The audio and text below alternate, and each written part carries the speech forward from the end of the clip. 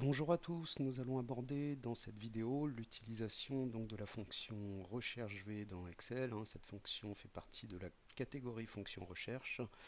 Et bien avant de commencer, je vous rappelle que vous pouvez télécharger le classeur avec l'exercice. Le lien est dans la description. Alors, cette fonction recherche V va nous permettre de rechercher une valeur dans une ligne d'un tableau et de renvoyer une valeur correspondante dans une autre colonne quand il aura trouvé la valeur cherchée. Si on regarde un petit peu la syntaxe de cette fonction, recherche V, et au niveau des arguments entre les parenthèses de cette fonction, le premier argument sera la valeur cherchée. Le deuxième argument va indiquer dans quel tableau on souhaite rechercher cette valeur. Le troisième argument, on va indiquer ici en fait le numéro de colonne qu'on souhaite récupérer, l'information en fait qu'on souhaite récupérer. Puis dernier argument, valeur proche. Donc là on va indiquer à Excel ce qu'il faut faire si jamais il ne trouve pas la valeur cherchée. Est-ce qu'il va nous renvoyer la valeur la plus proche qu'il va trouver ou bien est-ce qu'il ne va rien retourner? Alors, si on regarde un petit peu plus les arguments, la valeur cherchée correspond à la valeur que nous demandons à Excel de chercher dans un tableau. Exemple, mon code client c'est 0001. Donc ça, c'est la valeur que je vais chercher. Deuxième argument, je vais indiquer ici le tableau dans lequel on va rechercher la valeur. Donc je vais sélectionner tout le tableau qui va contenir par exemple ma liste des clients. Et Excel ira chercher ma valeur cherchée, le code client, dans la colonne qui est la plus à gauche du tableau que je vais sélectionner. Donc attention à ça, il faut que la colonne qui contient le code client, en l'occurrence, soit la plus à gauche du tableau. Troisième argument, numéro index colonne, correspond au numéro de colonne qui contient l'information qu'on souhaite obtenir quand Excel a trouvé la valeur cherchée. Par exemple, si je veux récupérer l'intitulé du client qui est dans la deuxième colonne de mon tableau, ici j'indiquerai 2. Puis, quatrième argument important, valeur proche. En fait, par défaut, il est à vrai cet argument si on ne le renseigne pas. C'est-à-dire que si jamais il ne trouve pas le code client, eh bien, il va vous renvoyer, par exemple, l'intitulé du client le plus proche qu'il va trouver. Bon, c'est pas forcément arrangeant, donc il va falloir parfois gérer ce quatrième argument. Si, par exemple, je ne veux pas qu'il me retourne l'intitulé du client le plus proche s'il ne trouve pas mon client, eh bien je vais devoir ici indiquer faux. Et c'est ce qu'on va voir un petit peu plus loin lorsqu'on va passer à la pratique. Et d'ailleurs, allons-y. Donc qu'avons-nous ici? Nous avons un tableau avec justement une liste de clients. Donc on y voit le code client, le nom du client en deuxième colonne, puis le montant des ventes du client.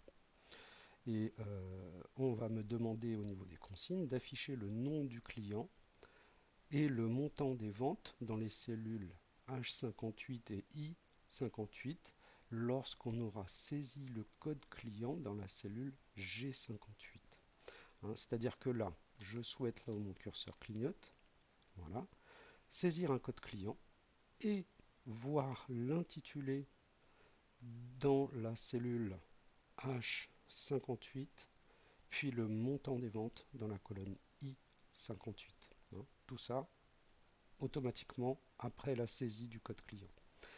Alors je vais sélectionner déjà pour l'intitulé du client la cellule H58 et ici je vais utiliser la fonction recherche V. Alors je vais utiliser le bouton FX à gauche de la barre de formule. Voilà. Je vais partir à la recherche de ma fonction. Voilà, je l'ai trouvé. Recherche V. Je valide. Alors voilà, je vais retrouver mes arguments ici. Quelle est la valeur cherchée? Alors la valeur que je vais chercher, c'est ce que je vais saisir moi dans ma cellule G58. Donc dans mon tableau derrière, là, je vais sélectionner ma cellule G58. C'est ce que je cherche. Maintenant, deuxième argument, je vais lui indiquer où chercher cette valeur. Eh bien, ce sera dans mon tableau des clients. Alors, je vais derrière sélectionner tout le tableau ici. Parfait. Donc, il ira chercher mon code client dans la colonne la plus à gauche de ce que je viens de sélectionner. Qu'est-ce que je souhaite obtenir comme information? Donc, troisième argument, numéro index colonne, eh bien, je veux récupérer l'intitulé du client qui est dans la deuxième colonne de mon tableau. Ici, je vais taper 2. Valeur proche. Alors là, est-ce que je souhaite que si Excel ne trouve pas le code client que j'ai tapé dans ma cellule, il aille chercher l'intitulé du client le plus proche? Alors, c'est pas forcément génial dans ce cas. Donc, par défaut, cet argument est à vrai. Il va falloir ici que je le gère et que je le passe à faux. Ça permettra en fait d'avoir une correspondance exacte, c'est-à-dire s'il ne trouve pas mon code client, il ne va pas aller chercher en fait le nom du client le plus proche. Bon, là j'ai renseigné mes 4 arguments, je peux valider par OK. Alors j'ai un message qui s'affiche, dièse ENA, pourquoi? Bien parce que pour l'instant je n'ai pas de saisie de code client, donc j'ai un message d'erreur qui s'affiche. Par contre, en revanche, si je tape le code client C0011, voilà, j'obtiendrai automatiquement l'intitulé qui s'affiche. Alors maintenant, je souhaite obtenir le montant des ventes de ce client dans la cellule I58. Et bien là, de la même façon, je vais faire appel à la fonction recherche V après avoir saisi ma cellule, après avoir sélectionné ma cellule I58. Donc, recherche V. Quelle est ma valeur cherchée? C'est toujours le code client que je saisis dans ma cellule G58. Deuxième argument, dans quel tableau je cherche ce code client? Eh bien, dans mon tableau que je vais sélectionner derrière. Et Excel ira chercher le code client dans la colonne la plus à gauche. Donc attention à ça, il faut que le code client soit à gauche de votre tableau. Qu'est-ce que je veux obtenir comme information maintenant? Troisième argument, eh bien, il s'agit du montant des ventes qui est dans la colonne D. Donc la troisième colonne de mon tableau. Donc ici, je vais taper 3. Et valeur proche, je ne veux pas s'il ne trouve pas mon code client, qu'il m'affiche le montant des ventes du client le plus proche. Donc je vais devoir ici indiquer faux pour obtenir une correspondance exacte. Quand j'ai terminé, voilà, j'obtiens là 841 256. Si je regarde bien mon tableau, eh bien ça correspond au code client C011. Et là, l'avantage de ça, c'est que maintenant, je peux à tout moment changer de code client lorsque je vais taper C0017. Voilà. Eh bien, j'obtiendrai automatiquement l'intitulé et le montant des ventes du client en question. Alors, deuxième exemple. Euh, Ici, on va retrouver un tableau avec le montant des ventes par période, donc de janvier 2024 à décembre 2026. Et on a donc le montant des ventes qui s'affiche dans la deuxième colonne. Et dans la troisième colonne, nous avons ici le montant des ventes cumulées. Donc c'est le cumul des ventes qui s'affiche ici. Et on me demande d'afficher dans la cellule G83 la période à laquelle on atteint un certain montant des ventes cumulées. D'accord. Par exemple, je souhaite savoir quand je franchis les 100 000 euros de chiffre d'affaires. Voilà, donc c'est ça le besoin. Alors, en réalité, ce que je vais faire, c'est que je vais chercher le chiffre d'affaires dans ma colonne vente cumulée.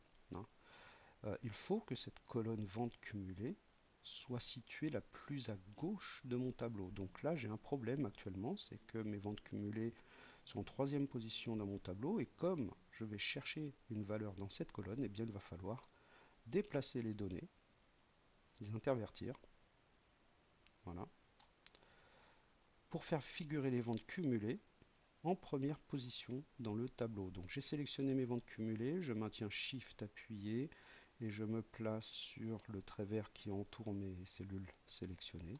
Et là je vais faire glisser, hop, comme ça, ma colonne. Voilà.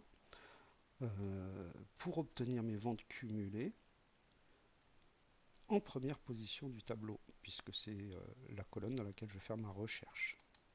Donc c'est un inconvénient, ça, qu'on n'a pas avec une autre fonction plus récente qu'on appelle la fonction recherche X. Alors, là, en fait, quand je vais, par exemple, rechercher quand je franchis les 100 000 euros de chiffre d'affaires, je ne vais pas rechercher une valeur exacte, hein. Je vais essayer de trouver la valeur la plus proche, hein, de ça. Donc, le quatrième argument où je mettais faux tout à l'heure, là, je vais soit ne pas l'alimenter, soit mettre vrai, hein. Par défaut, si on ne l'alimente pas, il est à vrai. Donc, voilà.